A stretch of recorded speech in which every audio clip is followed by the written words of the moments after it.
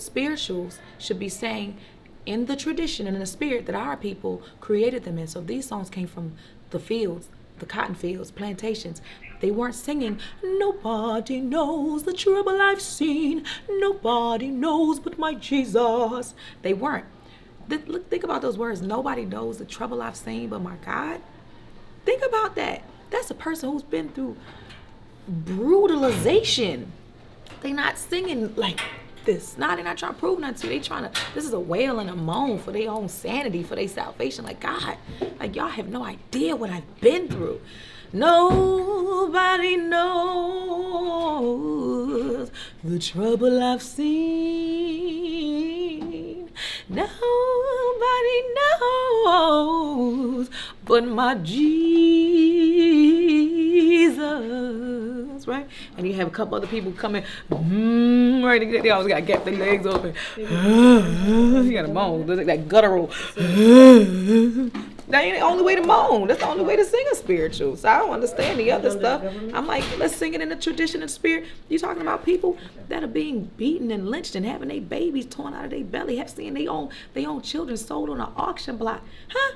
We ain't got no time to be buttoned up and singing like, no. Tell our story. Tell our story. If you take the spirit out of it and the soul out of it, you're not telling the story right. Now we lying. We whitewashing it. Why? Tell the story like it is. Anyway, he put me out of class for that. I guess I was doing too much. Oh, yeah. Put your own face, think for your own mind, do your own thing. Yeah.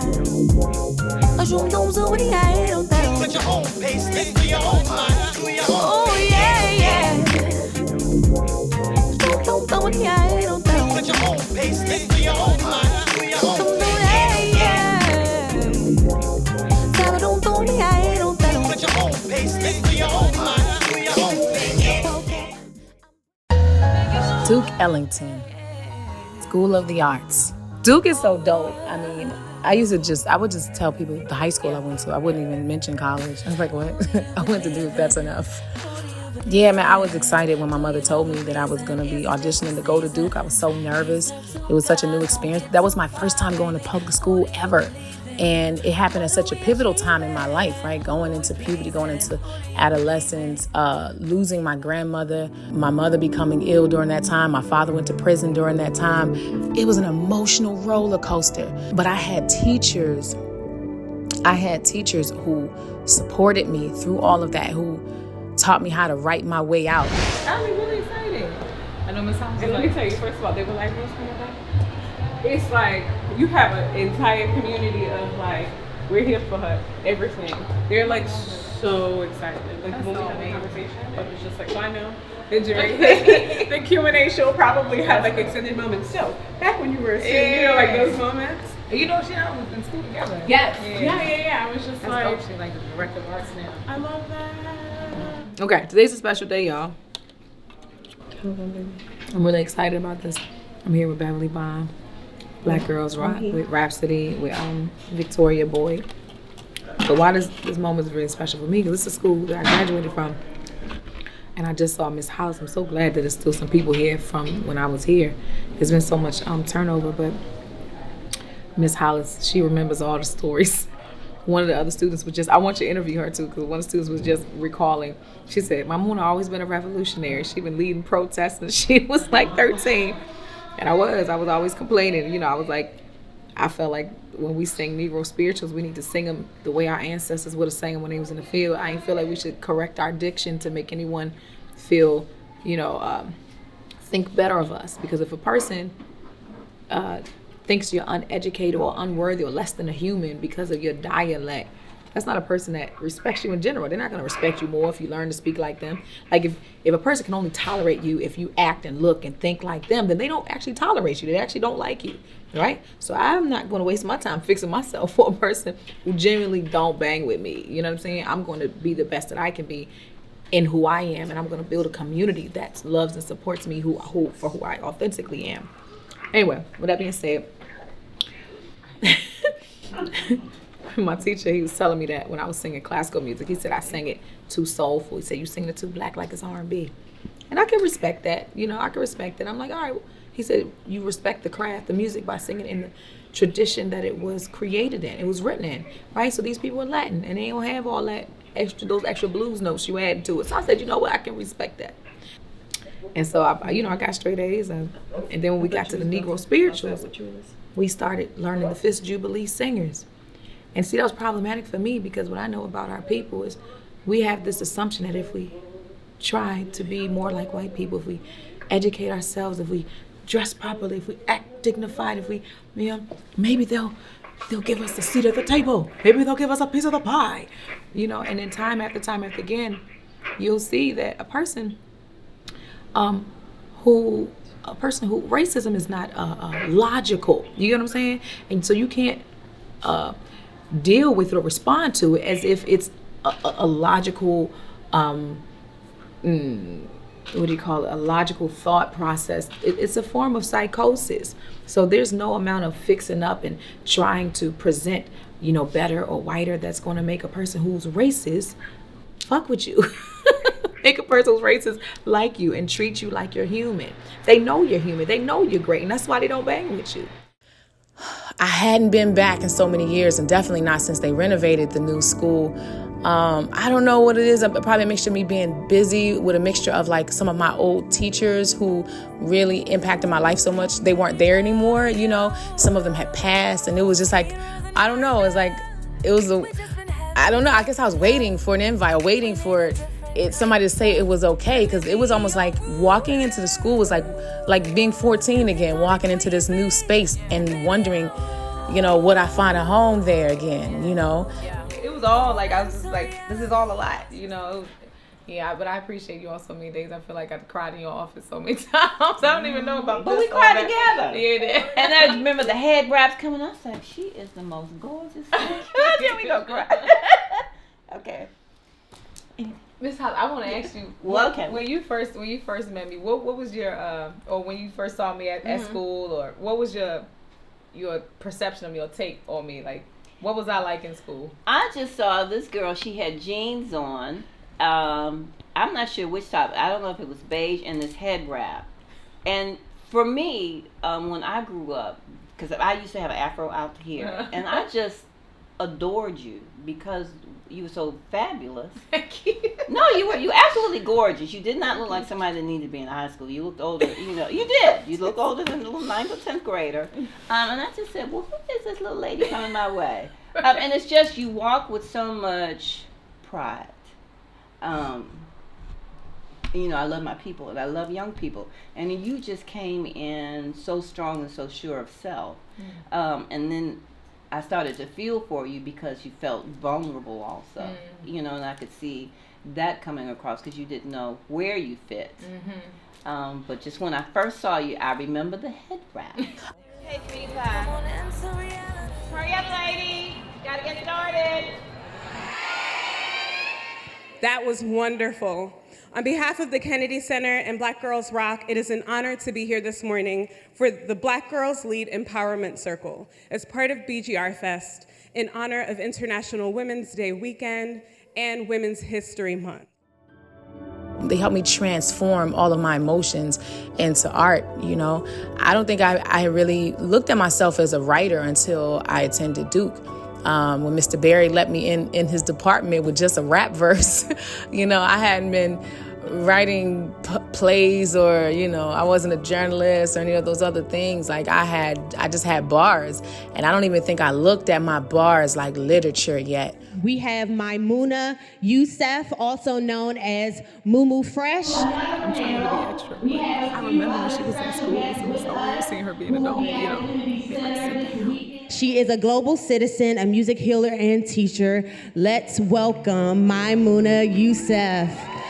Also, a Duke Ellington School of the Arts alum from the LMC department. Speaking of consciousness and impact for us, by us, why is it important that Black Girls Rock doesn't just stay within the Black community, but stays or is open to a diverse community? Because even Ellington is a diverse community.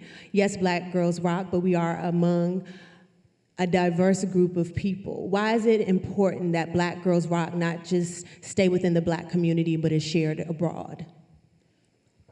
Go ahead. Well, I think it's also an educational platform, changing the way that we're seen. Because if you think about it, Black culture has always been consumed by everybody, but not respected by everybody, right? So, right, you get what I'm saying? So for Black Girls Rock, I love the educational component that you're able to see, because we already knew we was rocking, right? But it wasn't accepted by the rest of the world.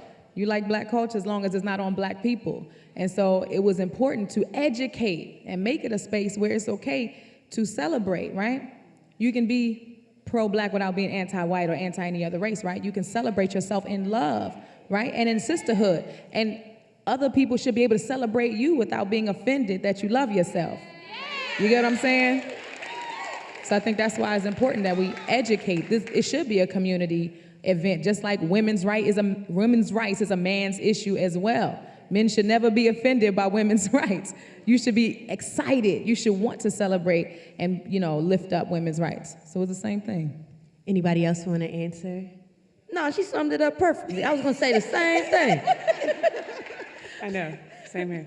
Ashe. What can you offer our students as a word of advice, a phrase to live by, or something important for them to know as emerging and budding artists or just regular professionals?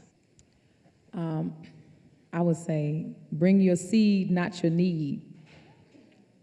And what I mean by that is become valuable, learn as much as you can, perfect your craft, you know what I mean?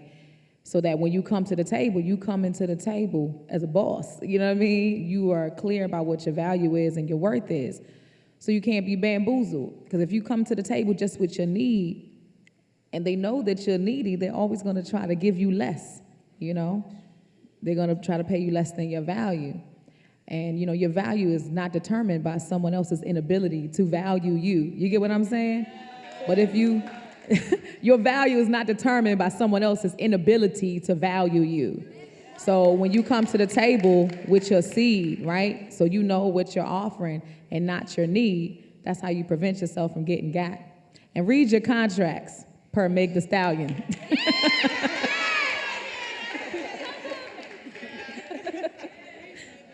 Hey, Mumu, when the book coming? Oh, y'all can write books. Try to add author to your list, sis.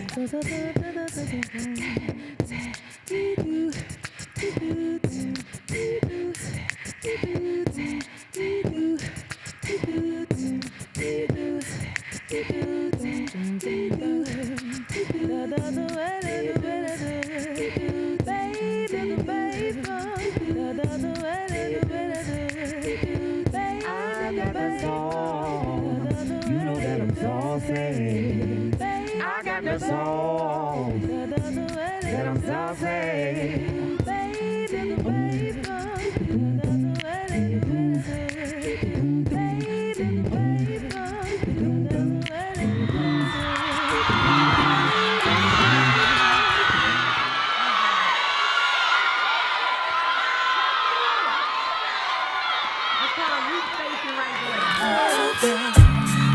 I'm Angela Jones, the Director of Arts here at Duke Ellington School of the Arts in Washington, D.C. It was a pleasure and an honor to have DJ Beverly Vaughn bring her girls who rock, who are Black girls that rock, to us for our Duke Girls Rock session. We had Rhapsody, we had Maimuna Youssef, who is also an alum of Ellington here in the house, and then we also had Queen Cora Coleman, who is an international drummer. It was such an impactful moment to have our female identifying community be surrounded by legends of their time. What they saw was how sisterhood can be produced, how impact can be promoted, and how they can love themselves in the process.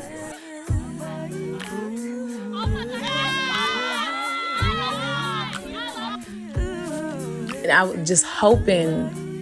was hoping that my memories weren't torn down with the drywall, and they weren't. There was definitely a lot of places that were new that I didn't identify, but there were still some places that were the same, that still felt the same. Seeing the the excitement in the students' eyes. I remember that.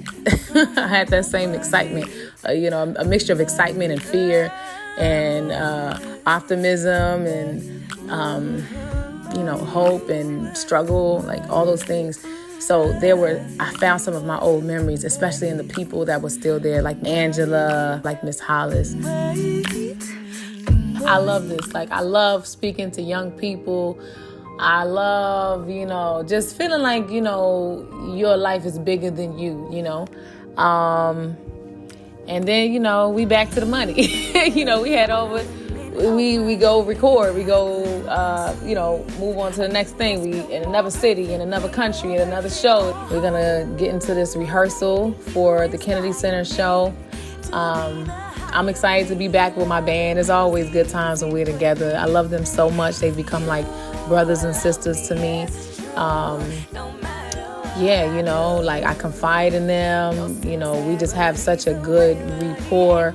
When the music is happening, it's like we all feel alive. We laughing, we dancing. They know I'm going to catch the spirit and something wild going to happen. You know what I mean? So they just be waiting and they catch it too. And then we on this this vibe, just floating in these colors and sounds and in the spirit, man, it's amazing. It's nothing. It's no better feeling. Like being on stage is like pure perfection. Like it's never a bad day on stage. That's how I feel. Everything is blessed. Everything is good. I have so much fun. It's like I'm alive. I come alive. Yeah. Special soul, the one to make me grow into the woman I am. 'Cause you